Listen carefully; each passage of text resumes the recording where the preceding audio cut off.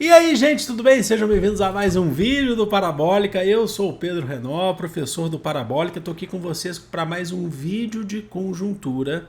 Vamos falar aí sobre conjuntura internacional, porque teve uma notícia aí, que é uma notícia que eu vou passar minha análise para vocês como um professor de história aqui para vocês.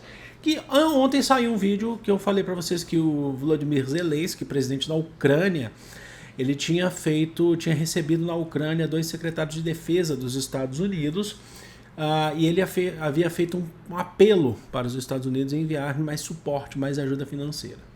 E essa ajuda financeira foi confirmada. Só que com essa notícia dessa ajuda financeira, a notícia, eu vou deixar sempre os links para vocês na descrição, a Rússia alerta para risco real de uma terceira guerra mundial pela Ucrânia. Tá? Tô lendo aqui a reportagem. Nesse caso aqui, tem várias reportagens que relatam o mesmo ocorrido. Aqui na Carta Capital, o total do aporte dos Estados Unidos na Ucrânia foi elevado para 3,4 bilhões de dólares após visita de autoridades ao alto escalão do país, a Kiev, no domingo. E aí você teve um representante russo indignado com essa questão dos Estados Unidos apoiar ainda mais a Ucrânia financeiramente. Aí a Rússia alerta para o risco real. Primeiro eu vou ler a matéria e a gente fala um pouco. A Rússia alertou nesta segunda-feira, 25, para o risco real de uma terceira guerra mundial. Depois que eu vou falar também esses conceitos, o que seria uma guerra mundial nessas condições, então aguardem aí.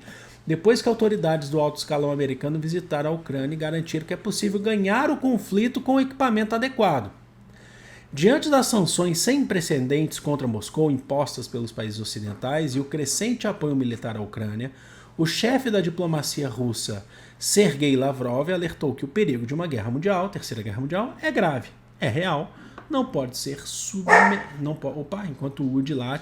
subestimado. Olha só, aí ele afirma, abre aspas para ele aí, a boa vontade tem limites.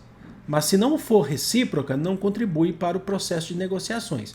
Mas seguimos mantendo negociações com a equipe enviada por Zelensky, continuou Lavrov. Inclusive, ele acusou o Zelensky de ser um fingido.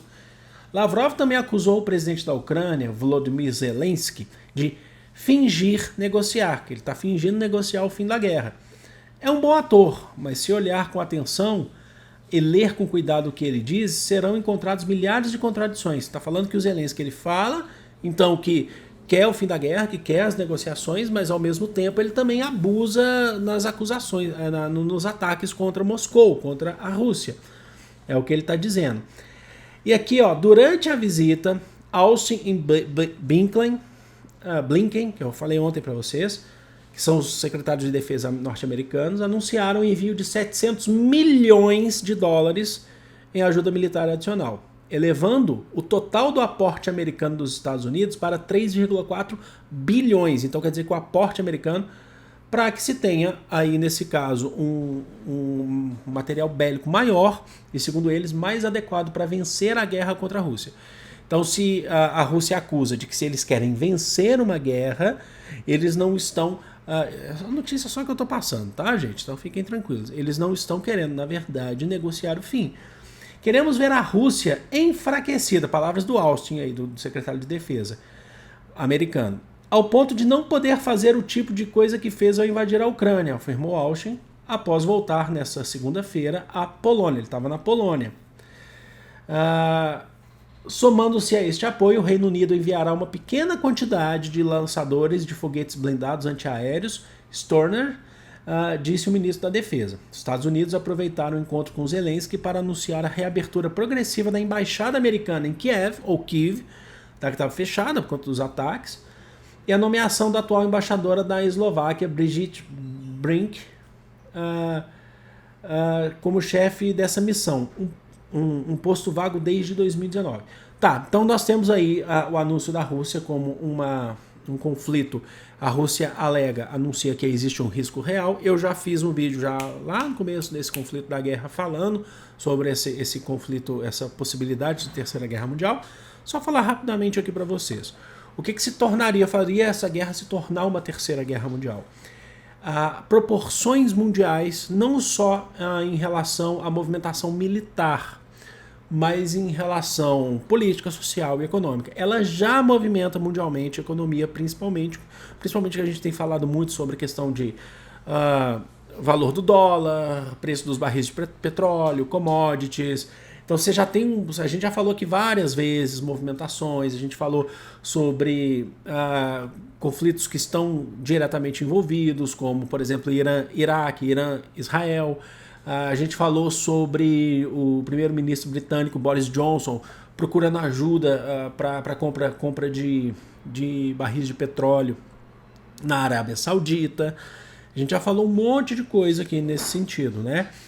Agora, tornar proporções mundiais seria mais movimentação militar de outros países que deveriam, nesse caso, sair da neutralidade, se movimentar militarmente, certo? Também, além de se movimentar militarmente, você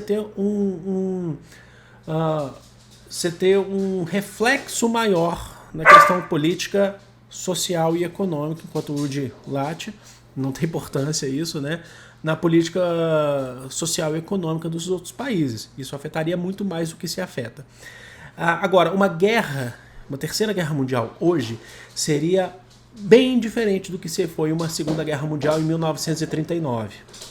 Uma terceira guerra mundial hoje, a gente já estaria falando de uma guerra nuclear, envolvendo potências, que é a maior hoje detentora de poderio nuclear no mundo, que é a Rússia, e a OTAN, que une todos os países da OTAN, que aí unindo todos os países, conseguem ter a quantidade da Rússia de ogivas nucleares ativas.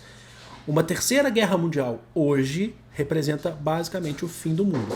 Nós teríamos bombas nucleares capazes de destruir países, cidades inteiras, muito maiores do que se teve em Hiroshima e Nagasaki. O que nos choca, tá? O que nos choca é a tranquilidade como os representantes de Estado falam de uma terceira guerra mundial.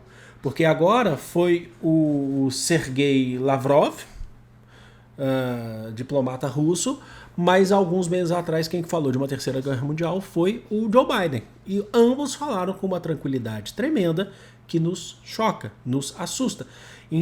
Desde os tempos dos anos 70 ali na Guerra Fria, tá? Pelo menos até o final dos anos 70, a gente não tinha esse risco tão iminente, e maior até, por conta do poderio nuclear.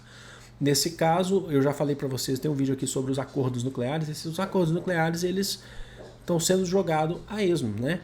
Jogados para lá com essa ameaça. Então é um risco.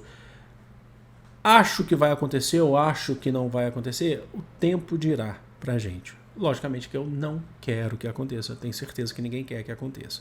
Mas está aí a notícia para vocês. Esperamos que nós tenhamos aí a resolução cessar-fogo. Como eu já falei para vocês, acordo de paz entre Ucrânia e Rússia dificilmente vai acontecer. Mas um cessar-fogo, um período aí de trégua, é isso que a gente está torcendo que seja uma saída mais imediata. Vou ficando por aqui.